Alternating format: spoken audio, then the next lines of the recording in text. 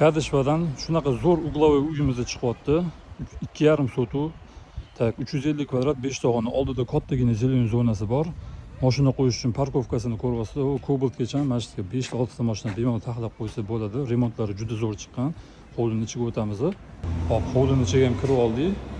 Garajimizga bitta katta mashina bemalol sig'adi, taxo ham sig'adi bemalol. Hojatxona, yozgi oshxonasi, kichkina zelen zona. Uyimizda sifat bilan qurilgan, sifatiga polniy garantiya beriladi. Juda ham zo'r chiqqan.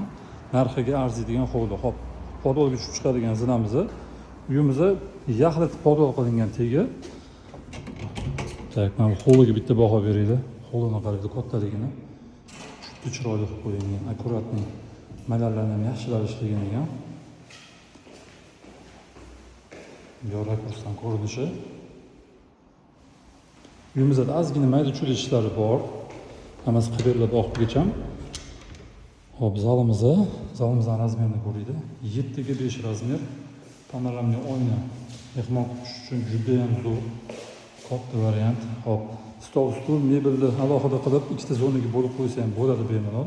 Polностью teplый pol qilingan uyimizda. Hop, mana bu yerda bo'lsa oshxonamiz joylashgan. Oshxonamizdan bemalol ovqat tayyorlab, ovqatlanib o'tirsa ham bo'ladi. Uglovoy hovli baribir yaxshi, chiroyli chiqadi haqiqatdan ham. Hop, umumiy yuvinish xonasi birinchi qavat uchun razmerlari kattagina. Shunday yonginasida bo'lsa, spalnyamiz joylashgan. Ranglari juda zo'r ekan, shaxsan o'zimga sevyoqdi. Och yashil rangda, odamga yoqadigan. Tarketlari ham archali tarketda terilgan. Hop, endi ikkinchi qavat ko'tarilamiz. Ikkinchi qavat ko'tarilganimizdan katta hol bo'ladi. Chiroyli o'zining balkonlari ham bor.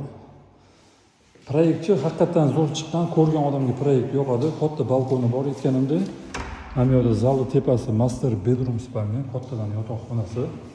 Buni ham ranglari zo'r tanlangan. Panoramli oyna. Razmerlari ancha yaxshi ekan. Tak, o'zining ichida alohida sanuzul bo'ladi. Mana bu yerda garderob xonamiz joylashgan. Mana garderobimiz kattagina. Hop, bu yerda ikkita detskiy spalnya va sanuzuli bor. Chap qo'limizda mana rangini qaraydi. Kamerada boshqa ko'ryapti ozgina. Ro'zuyga yaqin, juda ham chiroyli chiqqan. O'rtada umumiy yuvinish xonasi. Razmerlari kattagina. Hop, yana bu yonida bitta spalnyamiz. Hammasi cho'tga chiqqan. Hop, endi podolga tushamiz. Hop, mana podolga ham tushaman. Tushganimizda beton polni teplый pol qilingan. Oynalar ham tashkil etilgan. Juda salqin podoli. Tashqarida 40 gradus suv. Podoli atmosferasi zo'r. Marhamat, podolga tushib chiqadigan alohida eshik bor. Bemalol jig'o qilib ishlatsa ham bo'ladi. Chunki o'zining ichida alohida sanuzuli ham bor. O'rtaga sanuzul qilingan. Kattagina qilib. Hop, shunday yonginasida yana bitta xonamiz bor. Aytgancha ham eshiklarni hammasi zo'r eshikda qo'yilgan ekan, rosa ham og'ir ekan. Hop, bu yerda mana kotelniy xonamizda ikkita baksi kotyellari va boiler vazifasini o'tuvchi ariston. Bu yerda nasos qo'yilgan. Hop, uyimizda Kadishvada joylashgan. Kanichkadan shunda 500 metr uzoqlikda, bozorga 800 metr oraliq masofasida chiqadi taxminan. Narxi $350 ming deb belgilangan.